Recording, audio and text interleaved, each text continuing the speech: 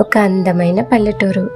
ఎటు చూసినా పచ్చని చెట్లు, మట్టి రోడ్లు, పక్షుల కిలకిలా రావాలతో నిండిన చిన్న ప్రపంచంలో 7 ఏళ్ల చిన్నారి చిన్ని తన తాతయ్యతో కలిసి ఉండేది. చిన్ని చాలా చలాకీ అమ్మాయి. రోజంతా బయట పరుగులు పెట్టడం, చెట్ల కింద ఆడుకోవడం చిన్నికి చాలా ఇష్టం. కానీ ఆ రోజు ఉదయం నుంచే ఆకాశం మేఘాలతో నిండిపోయింది. గాలి నెమ్మదిగా వేయడం మొదలైంది. పక్షులు తమ గూట్లకి చేరుకుంటున్నాయి. వరండా దగ్గర కూర్చున్న చిన్ని ఆకాశం వైపు చూసి చిన్నగా మొహం చిట్లించింది. అయ్యో, ఇప్పుడు వర్షం వస్తే బయట ఆడుకోలేను అని మనసులో అనుకుంది. అప్పుడే వెనుక నుంచి తాతయ్య పిలిచారు. చిన్ని వెనక్కి తిరిగి చూసేసరికి తాతయ్య చేతిలో వేడి వేడి టీ గ్లాస్తో నవ్వుతూ నిలబడ్డారు. చిన్ని నవ్వుతూ, తాతయ్య, నువ్వు నాకు వర్షం వస్తే ఒక రహస్యం చెబుతానని అన్నావు కదా, ఎప్పుడైనా చెబుతావా అని అడిగింది. తాతయ్య చిరునవ్వుతూ సరే అన్నారు. తాతయ్య, చిన్ని ఇద్దరు వరండాలో కూర్చుని ఆ వానను చూస్తూ ఉన్నారు.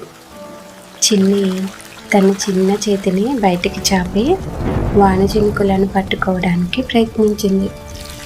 అప్పుడు తాతయ్య మెల్లగా అడిగారు, చిన్ని, చాలామంది వాన వస్తే ఇళ్లల్లో దాక్కుంటారు. కానీ వాన చినుకులు ఆకాశం నుంచి ఎందుకు వస్తాయో తెలుసా? అవి భూమికి థ్యాంక్ యూ చెప్పడానికి వస్తాయి. చిన్ని ఆశ్చర్యంగా, అవునా, ఎలా తాతయ్య అని అడిగింది. చూడు చిన్ని, ఎండాకాలంలో భూమి మనందరికీ ఆహారాన్ని, నీడను ఇవ్వడానికి ఎంతో కష్టపడుతుంది. అప్పుడు ఆకాశం మురిసిపోయి భూమిని చల్లబరచడానికి, మొక్కల దాహం తీర్చడానికి ఈ చినుకలను ముత్యాల్లా పంపిస్తుంది. చిన్ని కళ్ళు మూసుకుంది. వాన చినుకుల శబ్దం, గాలి స్వరం, ఆకుల కదలిక అన్నీ కలిసి నిజంగానే ఒక అందమైన సంగీతంలా అనిపించాయి.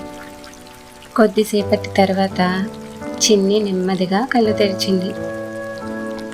చిన్ని ముఖంలో చిన్న నవ్వు మెరిసింది. అప్పుడు తాతయ్య ఆమె తలని నిమురుతూ చెప్పారు, జీవితంలో కూడా అంతే చిన్ని.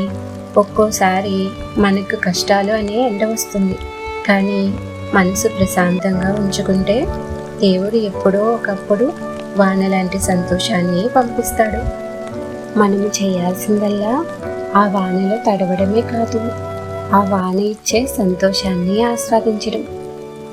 చిన్ని తాతయ్య చేతిని గట్టిగా పట్టుకుని నవ్వింది. అర్థమైంది తాతయ్య, ఎండైనా వానైనా అది మన మంచికే వస్తుంది అని చెప్పింది. ఆ రోజు సాయంత్రం తాతయ్య చేసిన వేడి వేడి పకోడీలు తింటూ ఇద్దరూ కలిసి వరండాలో కూర్చొని ఆ వానను చూస్తూ ఉండిపోయారు. వాన మాత్రం ఇంకా కురుస్తూనే ఉంది. మన కథల లోకంలో ఇంకో అందమైన కథతో మళ్ళీ కలుద్దాం.